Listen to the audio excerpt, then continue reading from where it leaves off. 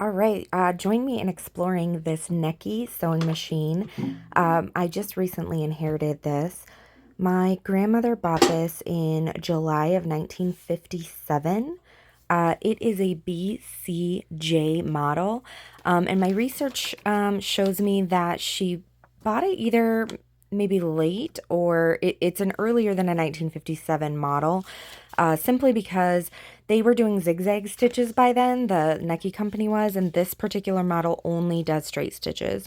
So here I'm showing you there's the book, and then this is the purchaser's protection, and then there's just like this weird ruler that was in there. One of my favorite things is coming up. So, well, first the foot pedal, I'll show you the foot pedal, that's the foot pedal. And then she has this little accessory box for Necchi, and it apparently didn't stay shut anymore, so she used nylon stockings to keep it shut. So there's a lot of little accessories in there. I haven't really fully gone through that yet. Mostly what I'm doing initially is just trying to determine, like, I know she paid a lot of money for it in 1957, and I'm assuming everything is working because I am fairly aware that she was using it as her final sewing machine. It's been well maintained, but I'm just going to clean up a little bit of the lint. I know she hasn't used it in quite a few years, so I want to clean up the little bit of lint that's in there, and then I want to oil it nicely. And then the belt seemed really loose, so I'm going to go ahead and check that out and see if there's anything else that needs done throughout the course of the video here. I do end up finding that the bobbin cover, I'm not really sure what that part is, the rubber piece there is really worn, and so when I go to the sewing center in Rapid City, give them a shout out, they had the belt, so they got me a replacement belt, and then they also got me the little bobbin piece, so I was able to replace that as well. So you'll see in the video later on where I'll show you that there's a screw underneath the bobbin piece, and I just get that screw out, and I'm able to pull the pin and put the new piece on and then slide it in there. So yeah, a whole bunch of different little things in here that I will be showing you where I go ahead and oil it. For most of the video, I'm not talking because I just don't know, like, when I'm videoing myself, how I'm going to put this together later. So I just stay silent, and I'm messing around with things, and I'm just going to stitch it together later. Also, my dog squeaks her toys in the background, and so I just don't want to have to worry about it. So, yeah, so I'm sorry that a lot of the video is quiet and me not talking, but I'll just show things to the camera as I go, and I hope you enjoy checking out this Necchi BCJ. If you have a similar machine, and you want to connect with me, please make a comment, because I am learning how to use this machine too. I have a new machine, auto cuts the thread and does all of those things, and people are like, why are you so obsessed with playing with this old machine then? And it's like, well, why do people play with classic cars? Because I can. So yeah, I'm having fun with this machine. I'm going to use it for some different things, and I'll be doing some different videos. I'll still use my new machine too. I can have both. I don't think I should have to choose. So anyways, yeah, enjoy while I clean out some lint and do some oiling and, study all those different things. And like I said, if you have an old machine or you're a lover of vintage machines, or you see something I'm doing wrong, please let me know. The manual is terrible at explaining things, and there's lots of parts that it just doesn't explain. The other problem with Necchis is that there's not as many resources online as for singers. So I found very little resources. Some of them are just people showing stuff off, and they don't even really explain anything. So the Reddit group Vintage Sewing has been extremely helpful as far as like threading the machine or just other questions. So I found them very helpful as well. Really great resource. Super thankful for the people in that group. So yeah, thanks guys. Enjoy.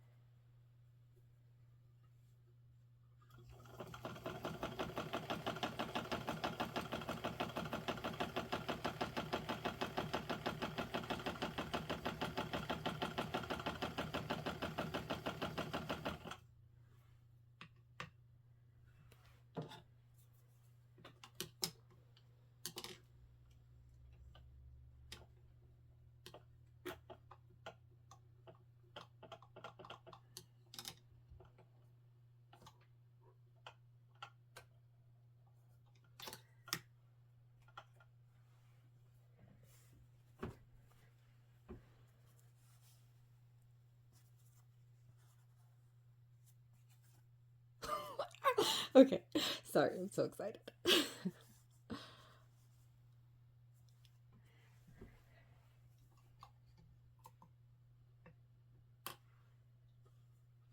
Whoops.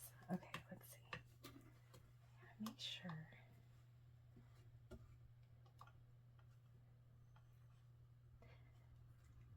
So one of the things I'm finding I forget is that this thread, you have to have it pretty long when you start because it'll pull it up and it'll pull it out of the needle.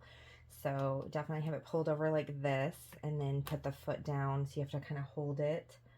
But listen to this machine. It just sounds beautiful. No, I can't. What did I do? Uh-oh, now I broke it. Oh, no, I didn't. Must have just not been pushing it down. I'm at a very awkward angle, so this would be a lot easier if I had it turned so that it wasn't good for the camera. But I'd run out of shelf if my shelf would end. So yeah, I mean, obviously crooked stitches because it's not good angle for me. But that just, I think it's looking pretty good. So I got my other stitch caught in there, but it's looking really nice. So I'm very excited. Wow. Yeah, that's so fun. So yeah, I have a little bit to learn about like how to adjust some of the things. And then I haven't learned how to use the bobbin yet, so I'll do a different video when I learn that. But I think it's running pretty good.